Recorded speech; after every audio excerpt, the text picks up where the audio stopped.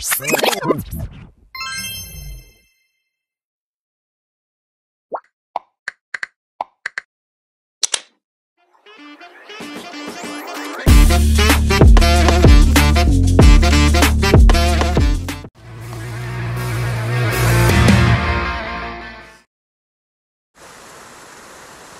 Minute. Pag-usapan natin ang mga nalink kay Donnie Pangilinan na magagandang babae.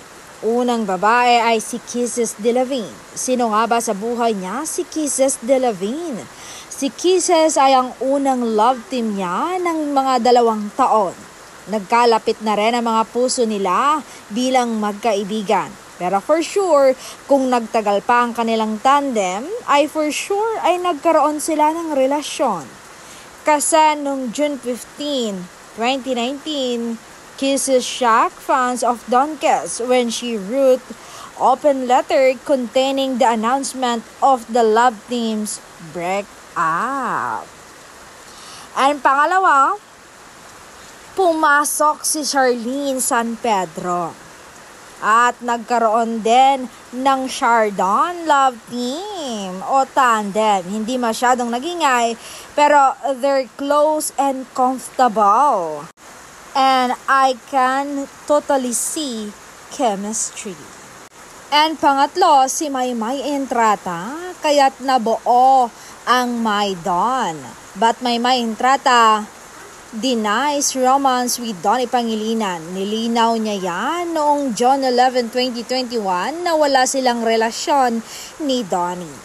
Pang-apat, si Catherine Bernardo. Dahil sa nag-viral na video nila ni Donnie noong kasal ng kaibigan nilang si Robbie Domingo na binigyan ng meaning ng mga marites at netizens na niligawan daw ni Donnie ang sikat na aktres na pinabulaanan naman niya ng sister ni Donnie na si Ate Ella Pangilinan na walang katotohanan ang chismes. Panglima, ang ex-PBB housemate na si Shubi Estrada.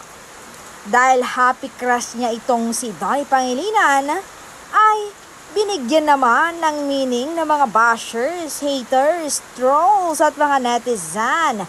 Pinag-usapan niya ng 1 buwan hanggang sa nilinaw ni Shubi na crush niya lang itong TDH, itong si Matini Idol na si Donnie Pangilinan.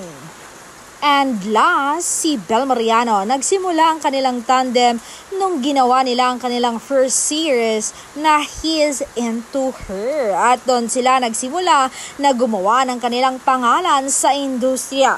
Kabilang endorsement, movie, serye, nag-ingay talaga ang kanilang tandem. Sila daw ang new gen phenomenal o ang susunod na Catherine at Daniel Padilla.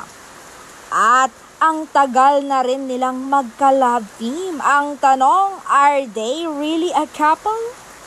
But only Donnie and Bel know. They don't confirm or nor deny anything. But for me, it's they're inviting Bel to family occasion.